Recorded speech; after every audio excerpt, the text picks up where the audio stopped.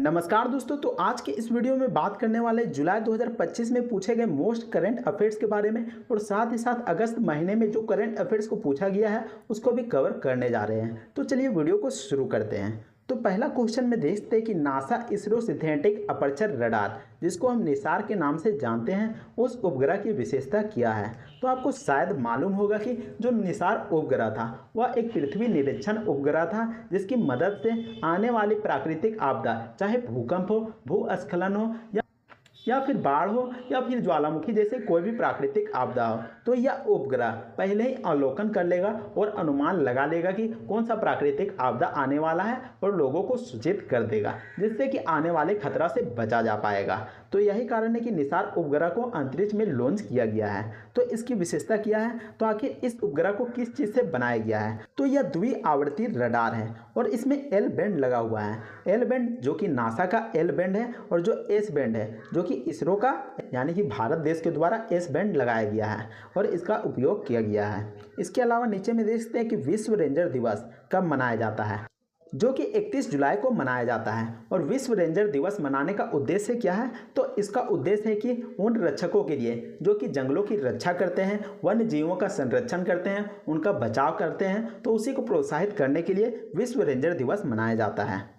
नीचे पॉइंट में देखते हैं कि 17वें पुरुष एशिया क्रिकेट कप 2025 का आयोजन कहां पर किया गया है। तो इसका जवाब हो जाएगा संयुक्त अरब अमीरात में किया गया है, यूएई में किया गया है। क्योंकि जो भारत इसका मेजबानी करने वाला था, लेकिन भारत और पाकिस्तान के बीच में जो आपसी टकराव हो गया है, जो सीमा को लेकर आपसी टकराव हो गया है, तो इसी के कारण भारत इसका मेजबानी नहीं कर रहा है और संयुक्त अरब अमीरात में एशिया क्रिकेट 2025 का कप खेला जा रहा है। तो आपको ध्यान में रखना है।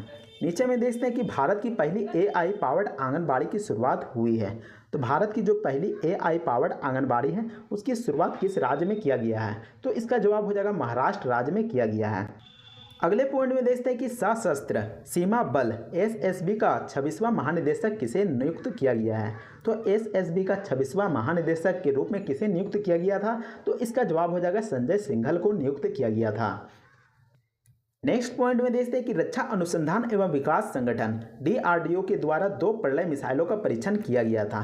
तो डीआरडीओ के द्वारा 2 प्रलय मिसाइलों का परीक्षण किया गया था, तो वह किस राज्य में इसका परीक्षण किया गया था, तो इसका जवाब हो जाएगा उड़ीसा राज्य में इसका परीक्षण किया गया था। नीचे पॉइंट में देखते हैं कि जुलाई स्टॉर्म नामक अपने सबसे बड़े नौसैनिक अभ्यास का आयोजन किसने किया था। आखिर किस देश के द्वारा सबसे बड़े नौसैनिक अभ्यास का आयोजन किया गया था और उसका नाम था जुलाई स्टॉर्म। तो किस देश के द्वारा किया गया था, तो इसका जवाब हो जाएगा रूस देश के द्वारा किया गया था।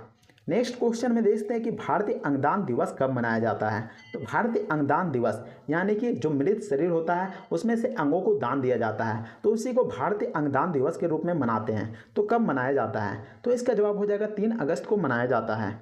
नेक्स्ट क्वेश्चन में देखते हैं कि हंगरी ग्रैंड प्रिक्स 2025 का खिताब किसने जीता है। तो इसका जवाब हो जाएगा लैंडो नॉरिस ने जीता है। जो हंगरी ग्रैंड प्रिक्स 2025 का खिताब है वह लैंडो नॉरिस ने जीता है।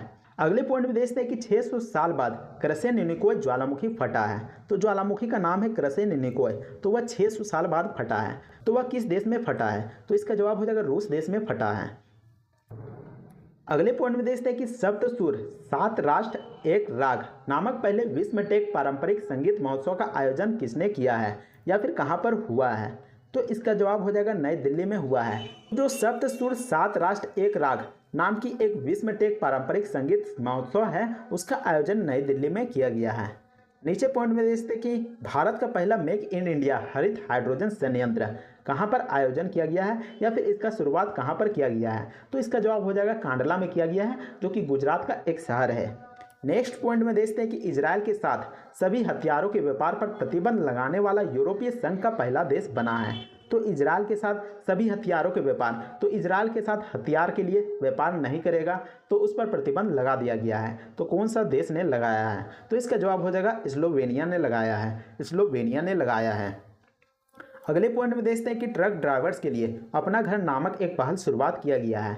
तो वह किसके द्वारा किया गया है, आखिर किस मंत्रालय के द्वारा अपना घर नामक एक पहल की शुरुआत किया गया है, तो इसका जवाब हो जाएगा पेट्रोलियम एवं प्राकृतिक गैस मंत्रालय के द्वारा किया गया है।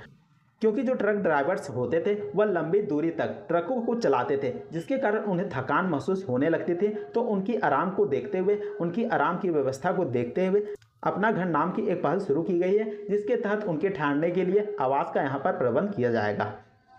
नेक्स्ट पॉइंट में देखते हैं कि शिबू सोरेन किस राज्य के पूर्व मुख्यमंत्री थे जिनका हाल ही में निधन हो गया है। तो वह झारखंड राज्य से बिलोंग रखते थे।